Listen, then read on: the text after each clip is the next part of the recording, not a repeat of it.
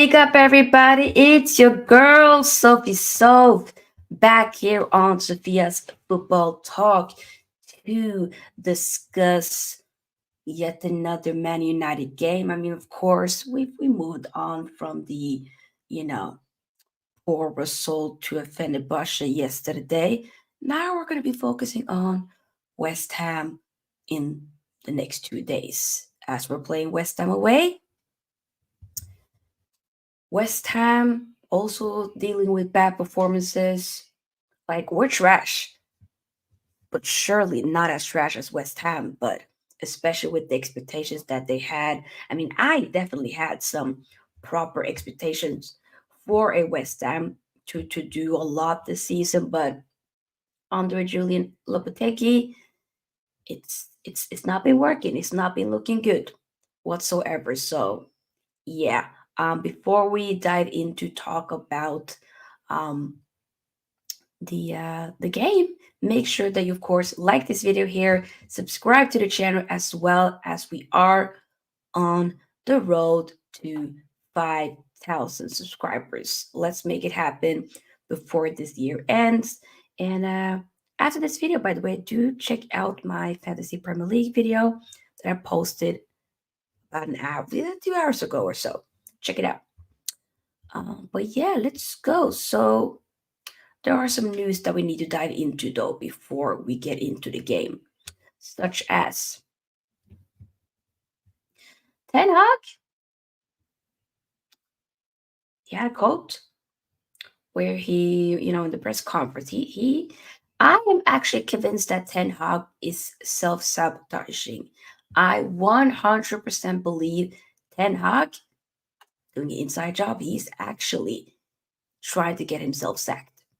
Because when that happens, he can then get that big payout. I don't know if it's 20 million. It's a lot of money that Man United would have to pay in order for him to get released out of his contract, since he had that year extension, yada yada yada.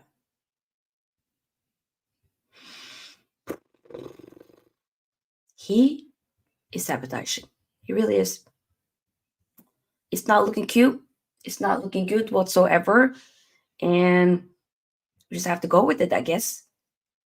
But one comment that he made, which kind of annoyed me, is he was responding to the defeat to Spurs a few weeks ago.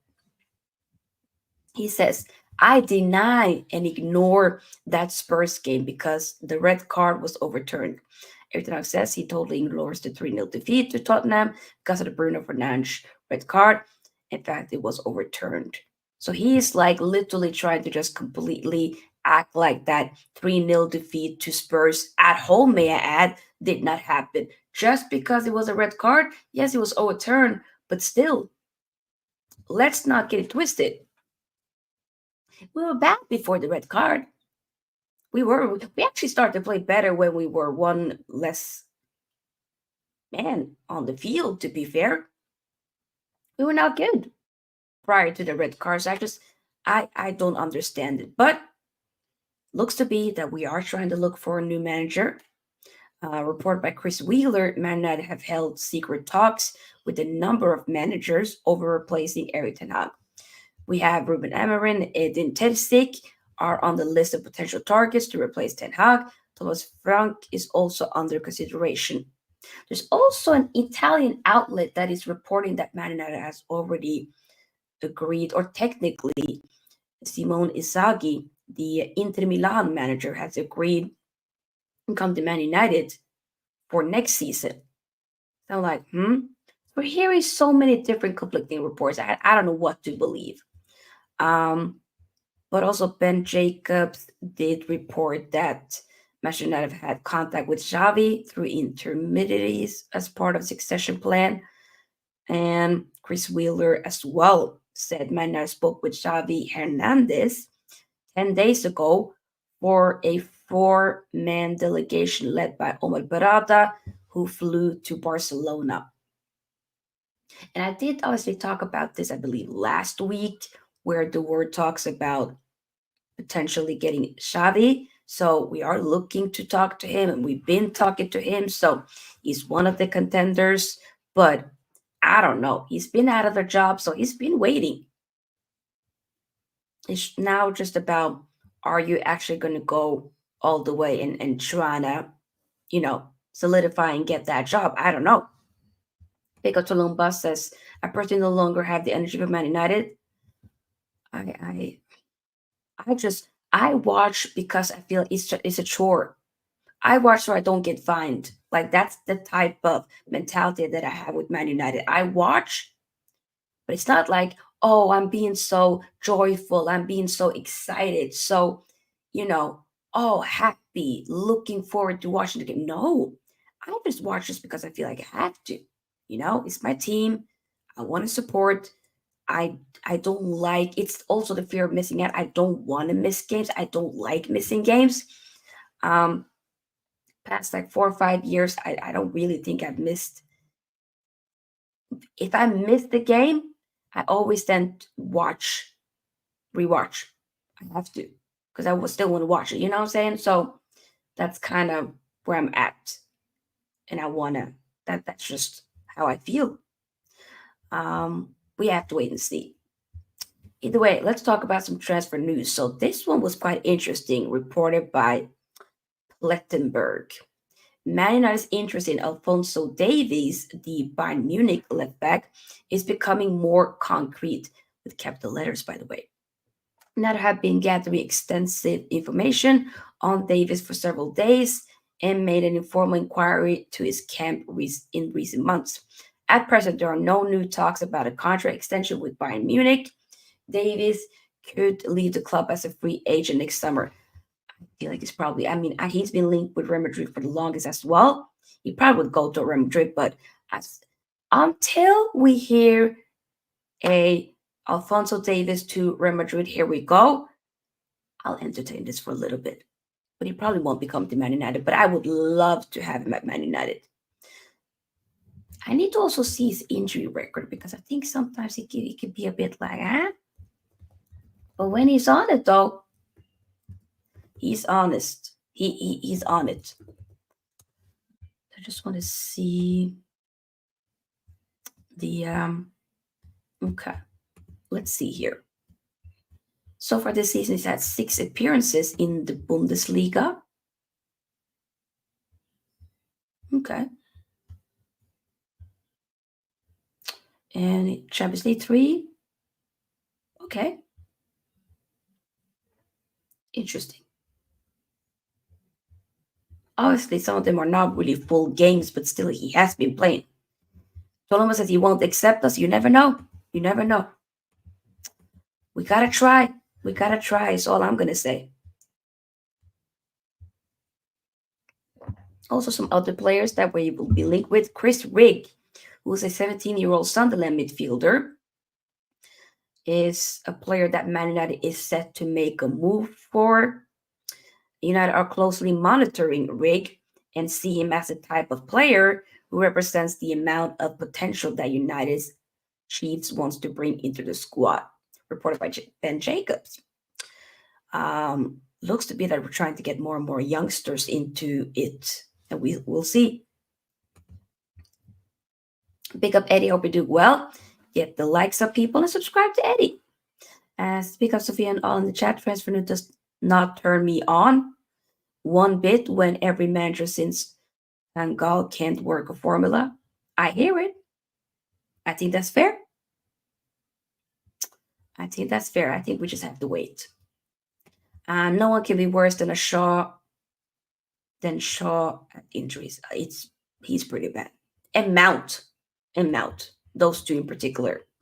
Franco Mastantuono is also a player that might have held initial talks with, more so with his agent. The players are interested in joining United. River Plate want an expensive sale. Hell no, what the hell? How old is he even?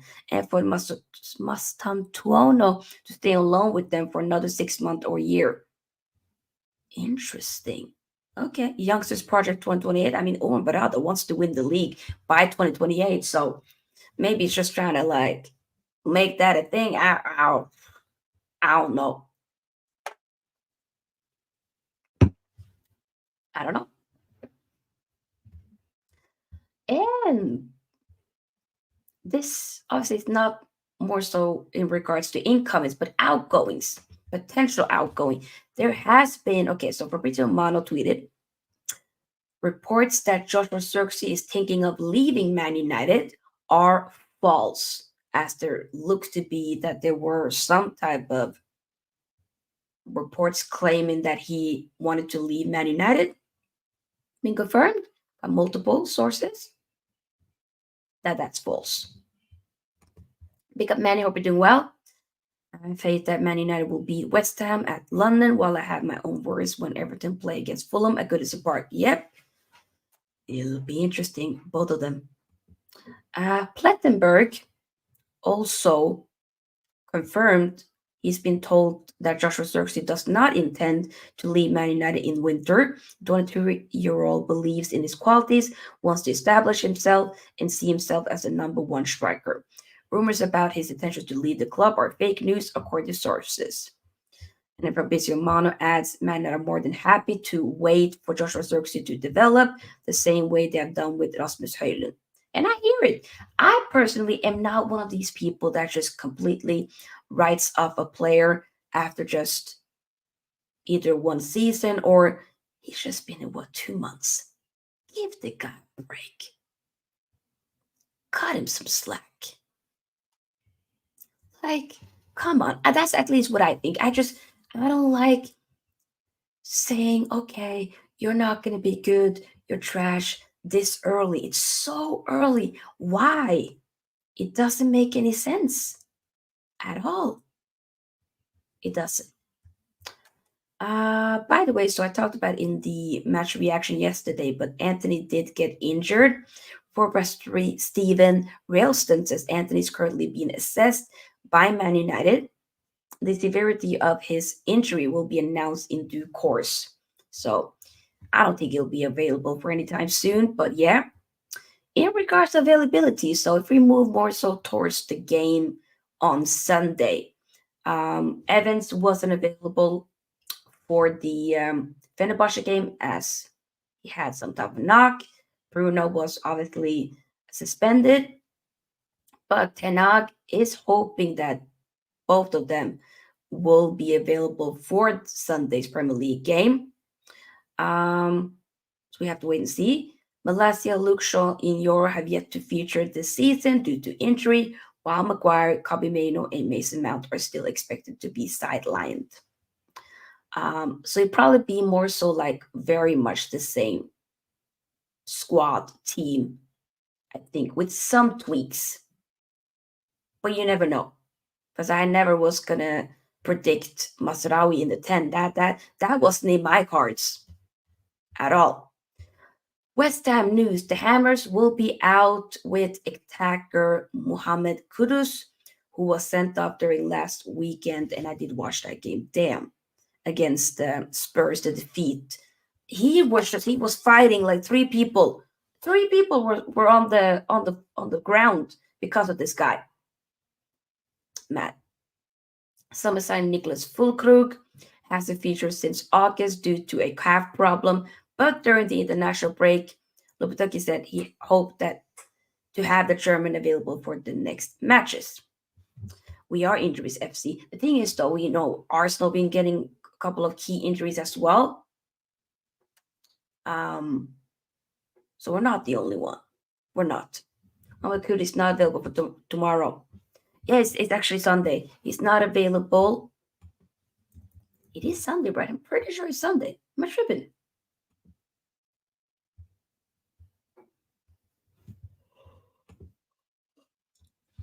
If it's Sunday, that will be your team advantage. I mean, yeah, 100%. I mean, last time when we went to West Ham's ground, we lost.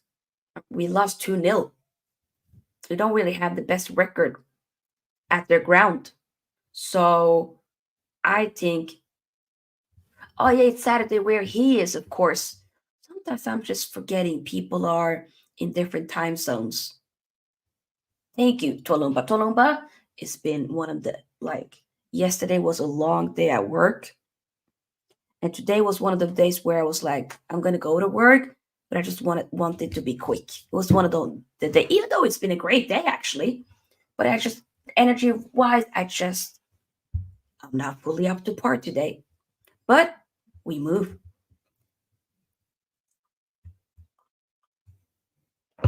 But yeah, it'll probably be. Oh, sorry for hitting the mic. Apologies. We move. I digress. Starting 11. I think it will be similar-ish, but with some tweaks. Onana, of course, in goal. Hopefully, he can still do well, do his thing. It is raining. Damn, it is. Martinez, Delict, Evans, if he's available, I think he'll start. Dallo, Ugarte, I hope Ugarte can start. I think Ugarte would deserve to start. I don't know if Tenag will, because Tenag sometimes will be like, somebody has a great game. You know what? Nah, I'm gonna put them on the bench. Sorry. Why? Doesn't make any sense. Eriksen, who's secretly under the radar, is having an amazing season. To be fair, scoring goals, getting assists, adding a lot into the games. It just would have been great to see the performances overall from the team to be just as good as his performances, but I think it's been very good. I want Ahmed, we all know the truth. Of course, I want Ahmed as well, but that's not happening. Eriksen, Bruno, go straight back into the team. Let's not even kid ourselves. Rashford, Garnacho annoyed the crap out of me in the last game, but he probably will be starting. And then Hojlund, I think, starts. Um, yeah, I'm gonna be playing as a starter. Better be playing as a starter. He better, but he won't. Surely he will be leaving. Surely. Surely he will end up leaving. Because I would 100%, if I was Amatiella, I would be like, you know what? Deuces.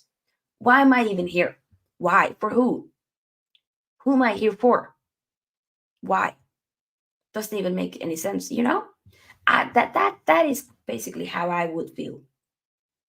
How many likes do we have? And do subscribe, people. Keep subscribing. Let's see how many likes do we have for this video. 4 likes.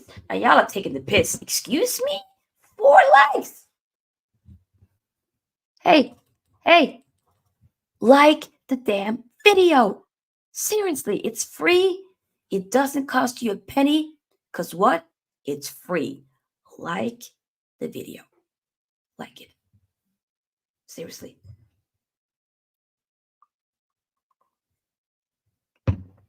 Just like the video. Before we slowly end, because this won't be the longest preview, and I'm noticing I might take an early night. I already dropped the like on your video. Manny, high five. Thank you, Manny. Manny's a real one. The rest of y'all, Twalumba as well. Y'all are real ones. I see, same people that, you know, come in and watches the video active. I appreciate it. Y'all could have been doing all sorts of different stuff. We all decided to be like, let's chill with Sophie. Let's chill with Sophie. And I appreciate it. So big up to y'all. Before we end, though, I want to hear your prediction, people. Your score prediction for the game. My score prediction, I think we're winning 2-1.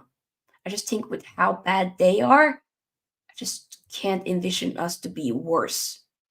Thank you, Tualumba, my G, my G, my G. I just can't envision it to be worse. But it could also even be a draw. First, I think maybe a week or so, I was thinking maybe a draw. Maybe, they would win, but I think we're winning. Columbus has lost or draw. I think it's fair. We've been so scarred that we're just like, you know what? Whatever. guys, we have to just wait and see. But yeah, I will be back tomorrow, hopefully with a little bit much more energy. I just noticed that my energy levels, I can't be alive for much longer. I think I want to take an early night and just sleep, even though the clock is just past 9. But I'm tired. When has another team's form helped us? Good question. I'm just going with it for this now. My score prediction is 2-0 for Man United as revenge since Eric Ten Hag insisted on clean sheet. Imagine. Yeah, I will be resting now. But people, thank you so much for watching. Hopefully Man United wins. I will be back tomorrow. Seriously. I probably will be filming that tomorrow because I'm too tired to do it today, but I will be posting a Inter versus Juve preview for y'all tomorrow, as it's of course that game, one of many good ones on Sunday. And then we will be doing a reaction live from the El Clasico, which is tomorrow, and I cannot wait. I think it's going to be very good. Finally, I think it's been a long time since I've actually been excited about an El Clasico. It's been a while.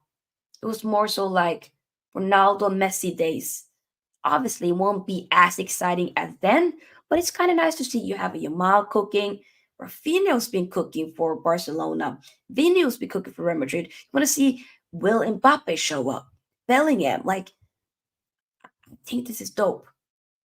And what's also dope, and I don't want to make this about race, but what's kind of cool and dope is with both of those teams, we have multiple players of color, black men, that is kind of showing up for, being like key figures to both of those teams. I think it's quite dope because I do think representation matters, and I think there's a lot of young kids that'll be like, "Oh, I look like a Yamal. He does it. I can do it as well." There's something about that. I look like Vinny. Let's go. You know, you have Brahim Diaz, half Moroccan, half Spanish. Like there's something with that. I think it's cool, and I like it. I like it. So I've noticed with Real Madrid that it's been a lot more. You've seen a lot more color than you've seen in a while, and especially with a lot of stuff that's happening in the Spanish league. With, let's be honest, with racism, of course. I think it's pretty dope to see key representation for even for a Barcelona as well, but especially for Real Madrid. So you will see it, and I think it will be one of those games that we'll probably look back on, and I think for the next generation, it'll be like, wow, if he can play for Real Madrid, for Barcelona, I can do it as well. I think it's so. Manny, exactly, Tulin, but yeah. Man says for a Clasico, a draw will be an acceptable result. Even I can't believe I'm saying that because I'm a Barcelona fan. I hear it. I just, as a neutral, I mean, I tend to back Real Madrid a little bit more than I don't really rock with Barcelona like that, to be fair. But I just want to see a good game. I just want it to be good because both of the games that they had in their respective Champions League games were exciting to watch. So now that they're going to be facing each other in El Clasico, both getting into it in with being in a good form. Yes, Barcelona with much better performances overall, but Real Madrid making sure that they get the results as well. Hey, I cannot wait. So this weekend it's a lot of good football, and with of course Arsenal Liverpool playing on Sunday, alongside, like I said, Inter Juve. Hopefully Man United. I think there's so many games that Man United can't really piss me off, but I would prefer us to win so that I can watch the rest of the games in a better mood, if that makes sense. But hey, big up, no. Hope you're doing well, mate. Hope you're doing well. We're just about to wrap up. And Bart, big up to you. Once again, I'll be back tomorrow with the live stream and a video. Make sure you do check out my Fantasy Premier League video that I posted with the result of how I did in the last game week, because that was horrendous, and some tweaks that I made for game week 9. Check it out. Other than that, people, I shall see you tomorrow. Peace out. Sofia out.